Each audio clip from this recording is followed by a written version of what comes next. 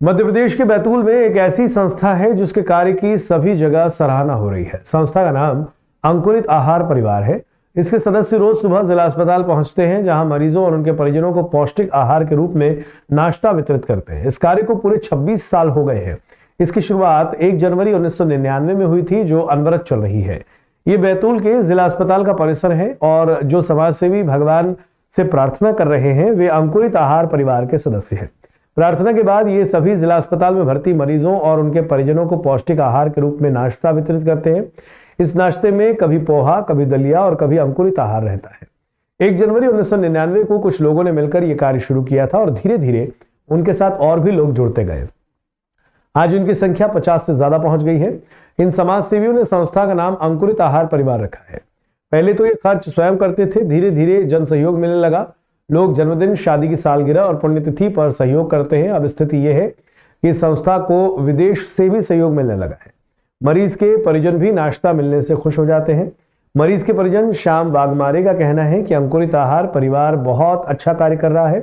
सुबह आकर अस्पताल में मरीज और उनके परिजनों को पौष्टिक आहार के रूप में नाश्ता देते हैं, जो बहुत स्वादिष्ट भी होता है।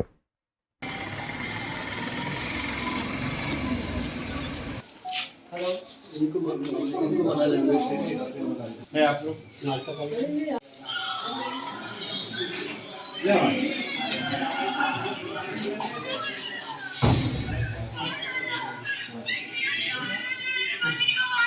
सर,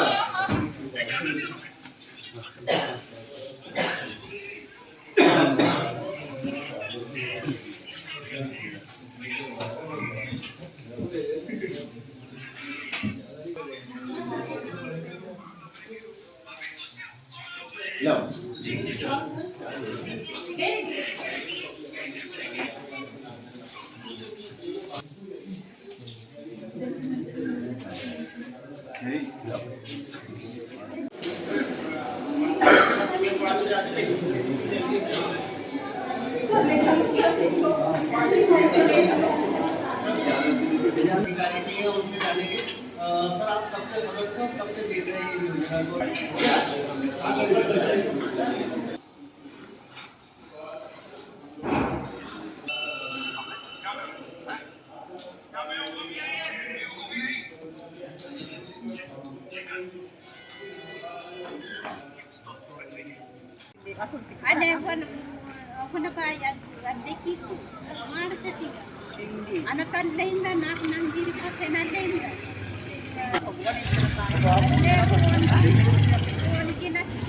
श्याम वाघमारे।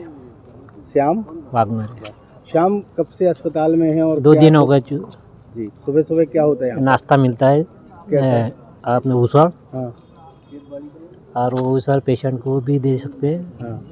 और उससे सवेरे का नाश्ता हो जाता है पेशेंट का, और जिनके घर पैसे नहीं उनके लिए फ़ायदेशीर हो जाता है। और ये बहुत अच्छी बात है, दवा खाने के हिसाब से ये फैसिलिटी मिल रही है। देखिए, ये 26 साल पूरे हो गए हैं। 1 जनवरी 1999 से शुरू हुआ था और उसमें तत्कालीन कलेक्टर DS राय थे, तो उनका कंसेप्ट था और वो कंसेप्ट बहुत परवान चढ़ा साहब, बहुत परवान चढ़ा। उन्होंने यहाँ से जाके सीहोर में भी कोशिश करी, सीहोर में नहीं चढ़ पाया। तो हम ये मतलब हमने ये सारा ऑब्जर्वेशन किया।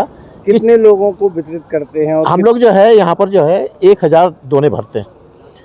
350 बेड की कैपेसिटी है अपने यहाँ, तो 350 पेशेंट, 350 उनके अटेंडेंट और 300 सरप्लस, ऐसे 1000 दोने हम लोग रोज भरते हैं। इसका खर्च कहाँ से निकलता है? कोई सरकारी अनुदान नहीं, एक सबसे बड़ी बात ये है कि हम लोग के पास हम कोई सरकारी अनुदान नहीं लेते, कोई बड़ा डोनेशन भी अभी तक हम नहीं लेते थे।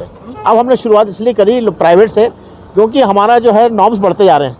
जो पहले हमारे पास 150 बेड थे, अब वो जो है 300 बेड हो गए हैं। अब तो हमको खर्चा बढ़ता जा रहा है, और खर्चे में ये कि हमको रोज़ 2000 रुपये रोज़ लगता है। कौन देता है ये सब? तो ये हम जो है, जैसे हम हर जो जैसे आप आए तो हम आपसे आपके बच्चों के जन्मदिन के लिए और शादी की वर्षगांठ के लिए और आपके बुजुर्ग की पुण्यतिथि के लिए आपसे बोलेंगे 3 तारीख आप ले लो साल की, तो और आप इसीलिए लेंगे क्योंकि इसमें सेलिब्रेटिंग फंड रखते हैं। आप मात्र 500 रुपये आपसे लेते हैं, और 4 लोगों को जोड़ के हम लोग जो है ये करते हैं। रोज़ 4 लोगों को जोड़कर 2000 रुपये हम निकालते हैं, और हमको अभी तक भगवान की ऐसी कृपा है सब, अभी तक कम नहीं पड़ा, हमारा काम चल रहा है। ये एक स्वस्थ परंपरा है और इस समाजसेवी संस्था में पिछले साल से देख रहा हूँ। मैं मंडला ज़िले से प्रमोट होकर आया था 22 सितंबर 2023 को, और ये दूसरा मौका है। आज उन्होंने मुझे आमंत्रित किया तो मैं आया, और ये जो अंकुरित आहार है ये स्वास्थ्य की दृष्टिकोण से अच्छा है और मरीजों को भी जागरूक करता है कि जो आजकल लोगों में फास्ट फूड का, तले भुने भोजन का वो चलन हो गया है, उससे डाइजेशन संबंधी प्रॉब्लम होती है और आगे चल के डायबिटीज़ और हाइपरटेंशन होने की संभावना रहती है। कब्ज भी हो जाता है ज़्यादा तेल घी का खाने से।